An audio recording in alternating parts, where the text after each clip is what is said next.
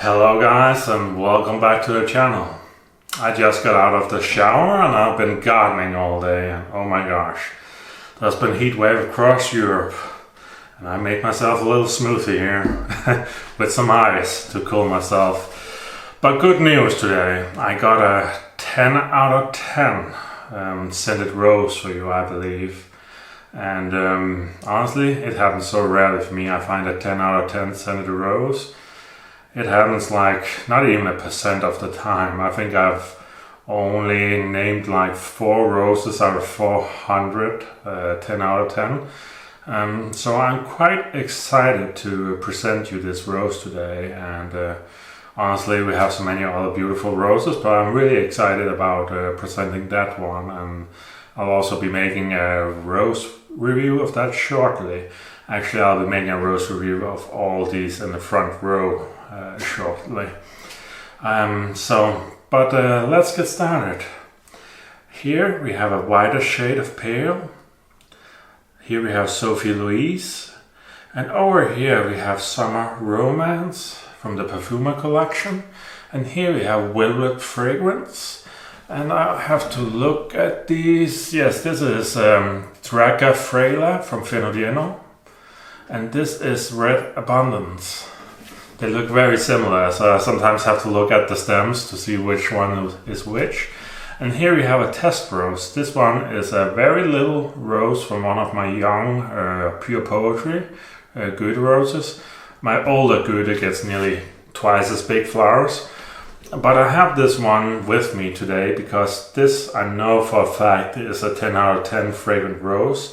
So I'm going to use this one to rate the other one and to really see if it is a 10 out of 10 on fragrance, the other one. But let's get started. And of course I forgot to mention the one I have below in the water one. I'll show that later for you. And I'll just have a sip here.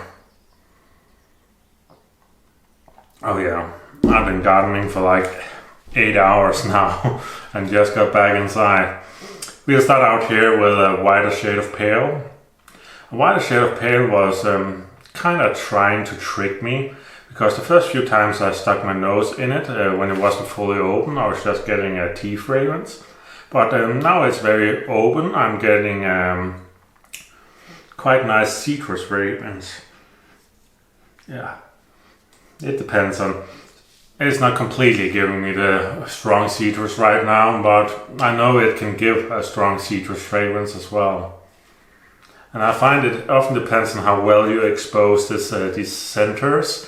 Like the more exposed this center is, the more citrus fragrance you get.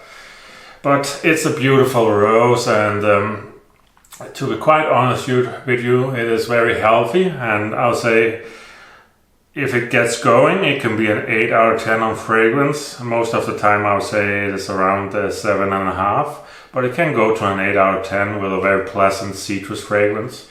Again, very healthy. Only drawback in my opinion is that do want to get a bit taller.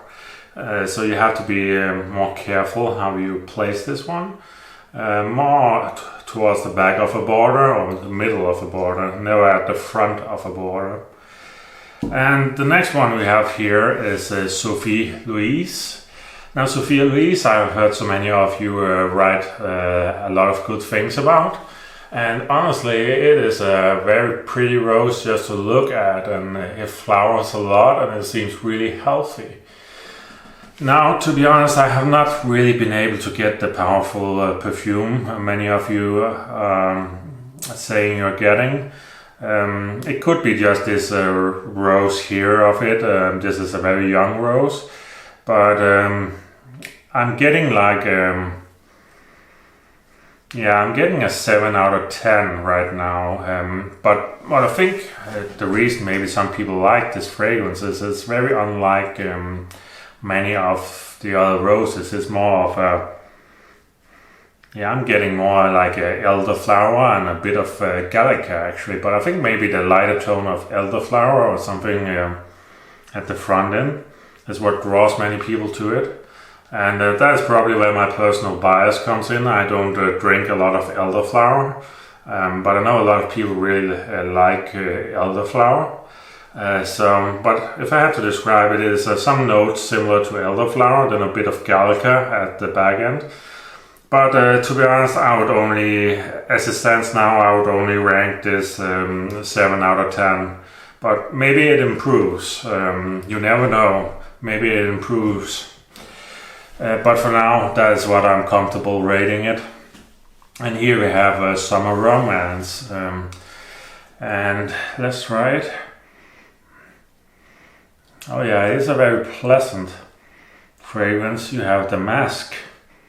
It's a very classic Damask fragrance.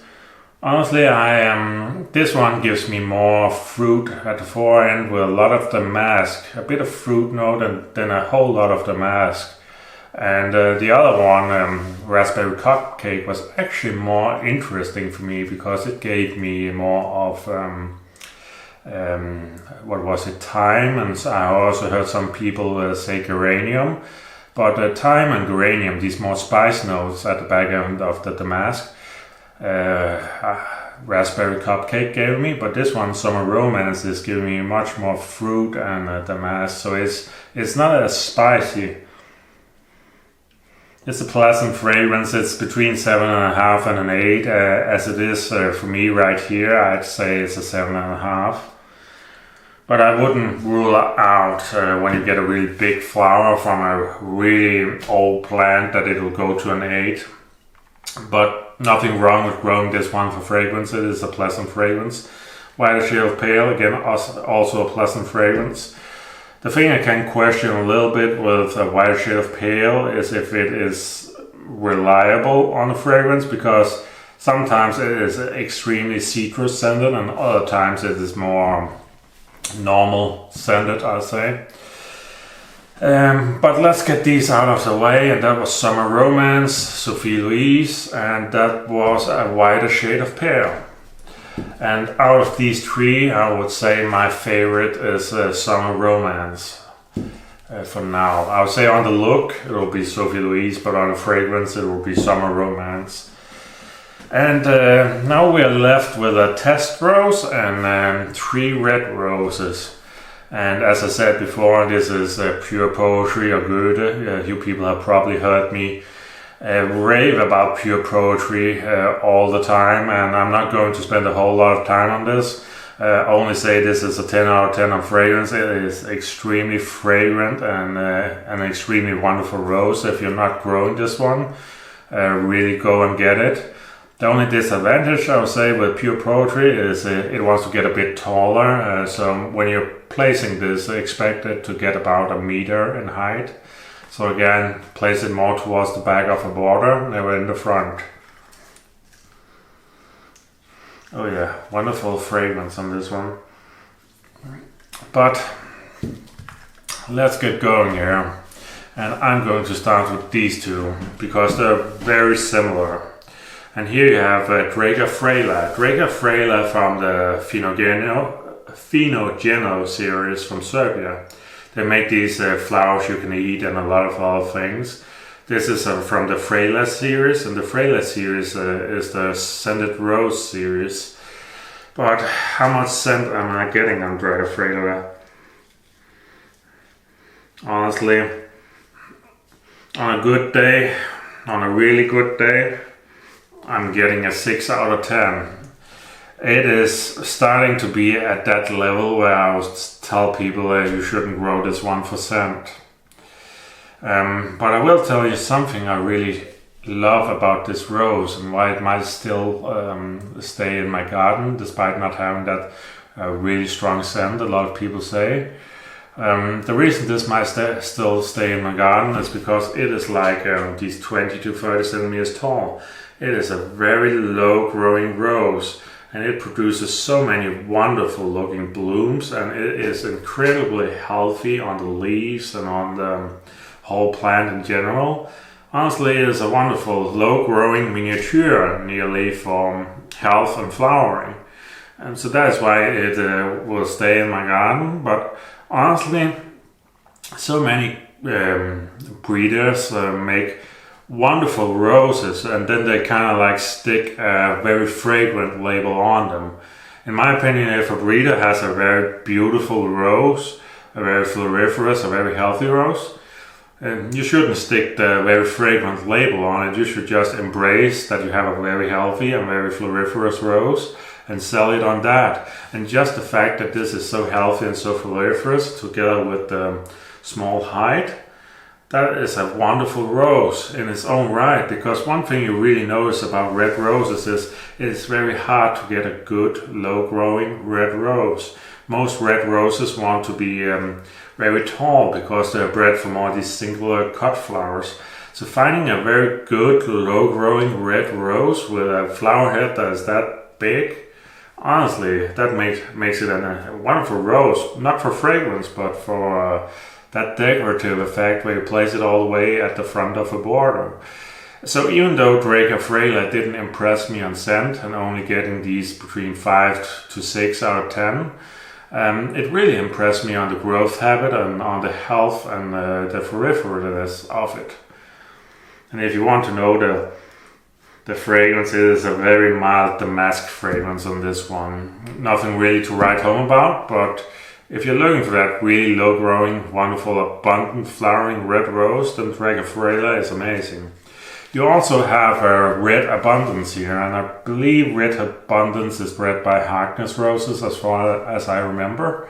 I can't remember if it's Harkness or Frayla. I believe it is Harkness. But really, if I had to say what separates this one is this one wants to get about 10 centimeters taller than Draga Frayla. So while Draga Frayla is more like this, Red Abundance is more like this.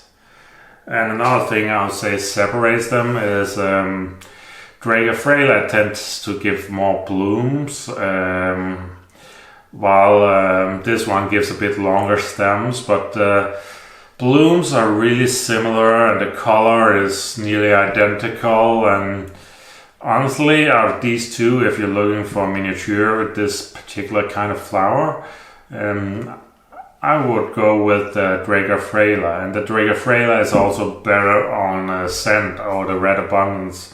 I think Red Abundance only gave me a 4. Yeah, you have a very basic tea fragrance, a 4 out of 10 on this one.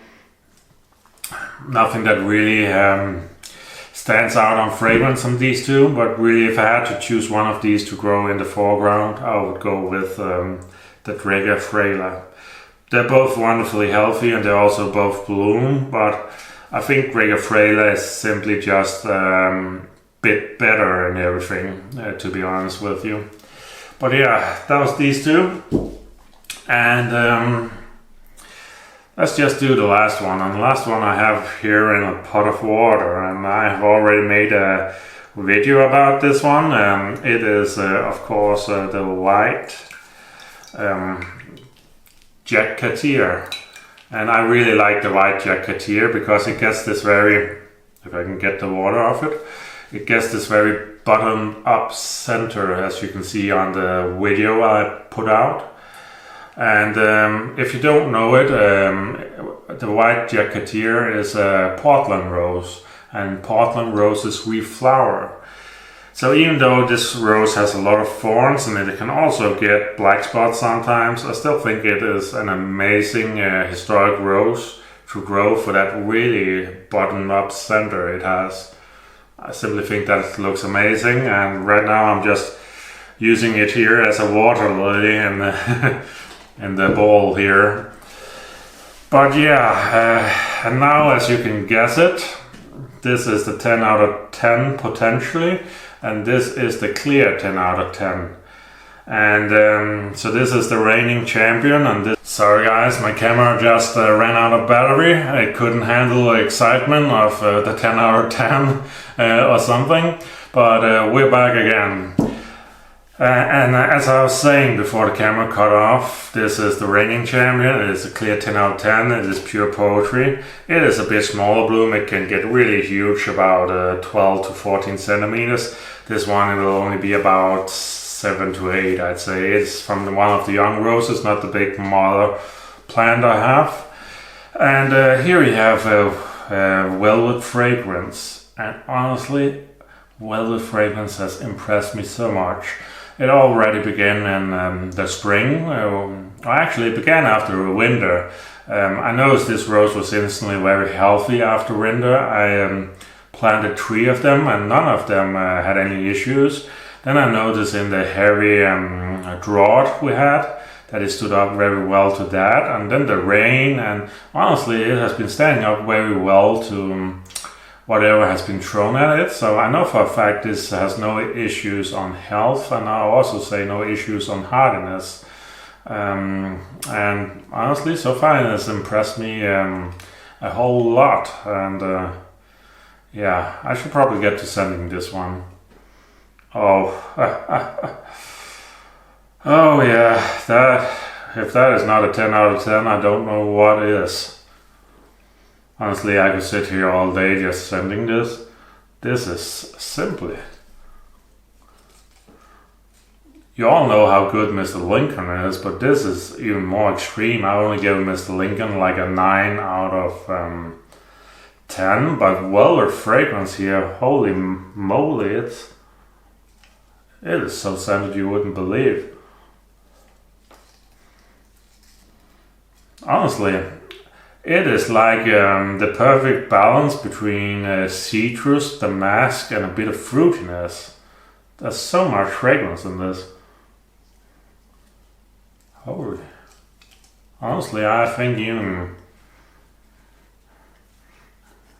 Yeah, this young pure poetry can compete. This is even more fragrant than the pure poetry. I know the old pure poetry of Goethe I know that can compete with this, but honestly, this is a beautiful, really beautiful fragrance here.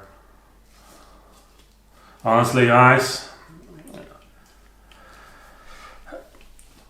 this outcompetes Mr. Lincoln. I have Mr. Lincoln. The issue with that is always winter hardness. I have Gabriel Oak. Gabriel Oak is not even in the same league. Like, Mr. Lincoln is getting up there, but even Mr. Lincoln is not there. And Gabriel Oak is in a whole different field, really. And then you have something like Gabriel Oak. Not Gabriel Oak. What's called Monster Wood.